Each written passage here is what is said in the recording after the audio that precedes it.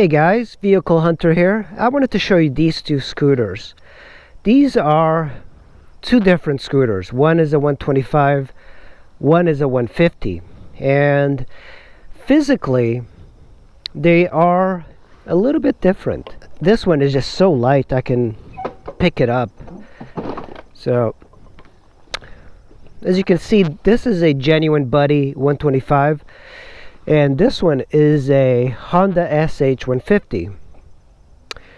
Both require motorcycle licenses, but there are some really good benefits of each. The fit and finish of the Honda Sh150 is much higher. And the biggest difference really is the tires. These are massive, they're kind of dirty, 16-inch wheels. And these are 10-inch wheels. So what that means as a scooter is that this one is so much more flickable than that one. This one rides more like a motorcycle because it's got these big wheels. So it's a low-powered motorcycle really. And this one, it's like almost like a bicycle. It flicks into the corners really easily, and it makes it a little bit hard. I think for me, riding this one is a little bit harder because of the tiny wheels. It really just kind of goes back and forth really easy. But you know, this one is much cheaper. The genuine Buddy 125, much cheaper. It's carbureted, that's fuel injected. I mean, the fit and finish of this is just so much higher, but it's got some issues. For example, the under seat compartment, it's almost non-existent. You can't even put the full helmet in there. And the genuine, probably should remove this. It's got a very deep pocket. You can fit a full helmet. You can reach the carb that way. And the fit and finish is better than a Chinese scooter, but not better than a Japanese scooter. Both of these bikes are very good for commuting. And the gas tanks on these, both in the rear, even on the Buddy, right there. So both of these have similar qualities. They have about the same speed. This one's faster by about 10 miles an hour, as you'd expect. But look at this. This one is really useful to have this space here. And this side pocket is just so deep. You can put like a large water bottle in here. That's how nice it is. And you open up the trunk using this system. It's like a cable. Very easy to steal bike too. That's one of the issues with these little scooters. They're very handy for stealing. And you know, I do like scooters. Ever since I started riding scooters, I've really started to really enjoy them. But they are very stealable. This one's got dual shocks in the rear. It's much more balanced. This one's got one single shock. The shock is a little bit too soft for my weight. That one is fine. So it needs a little bit of a harder shock. It's got this grab rail here. Very easy to kind of like flick around and move around. You can tell as you're moving this thing that it's much lighter than the SH. The SH physically is bigger.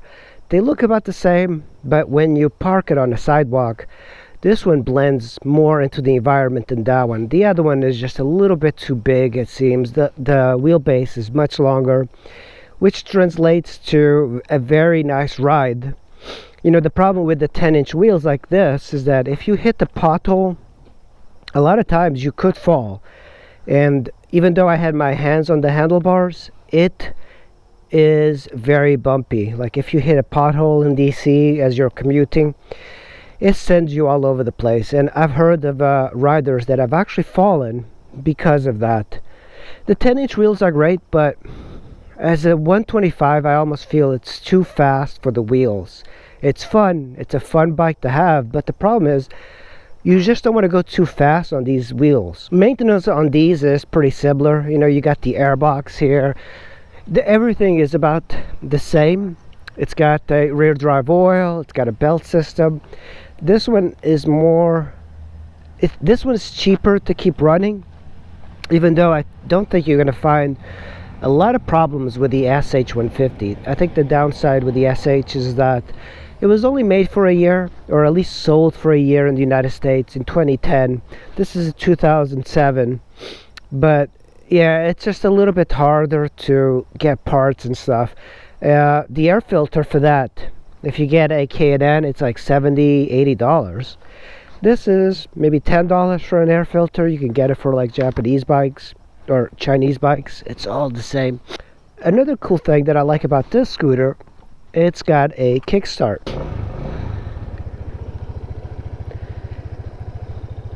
Very nice quiet idle. It also has a kickstand with the addition of the center stand, so that's a really nice feature. It doesn't have a trip meter of any kind, and the gas seems to disappear on it quite quickly because of its small gas tank. You know, it runs pretty well, you know, for a 2007 Kymco, or genuine. I keep saying Kymco because I just had the Kymco 500, so that's kind of like fresh in my mind.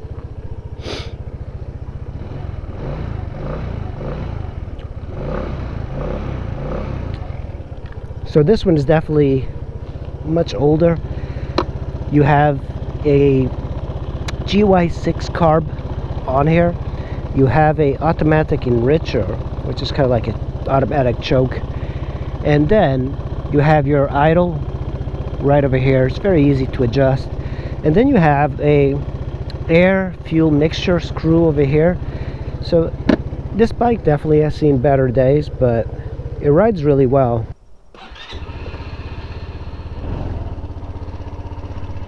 So on the SH150, you do have a little bit more horsepower. It's much more stable to ride this one, and you can even do short bursts on the highway.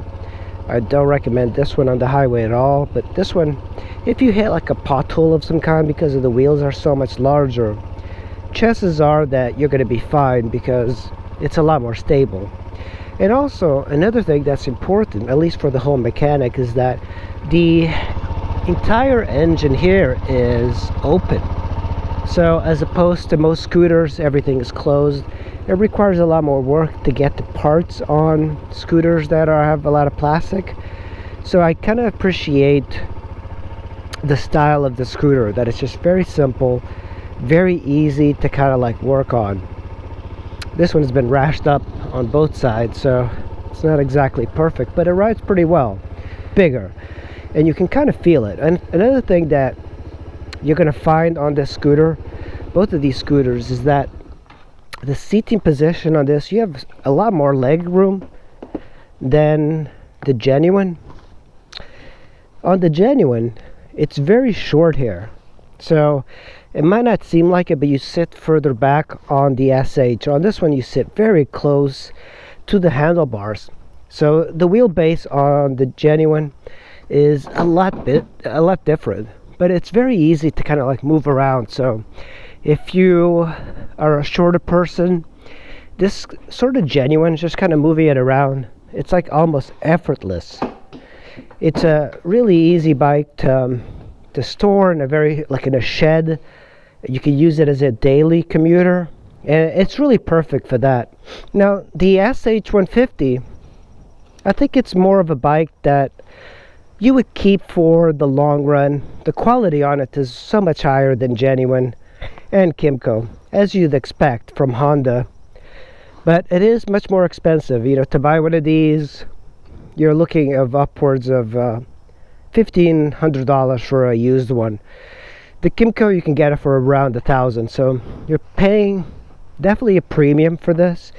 But I really think it's worth it, especially if you're coming from a motorcycle to this. You'll feel about the same. So that is a little comparison of the Buddy and the SH150. I hope you enjoyed it, and I'll see you in the next video.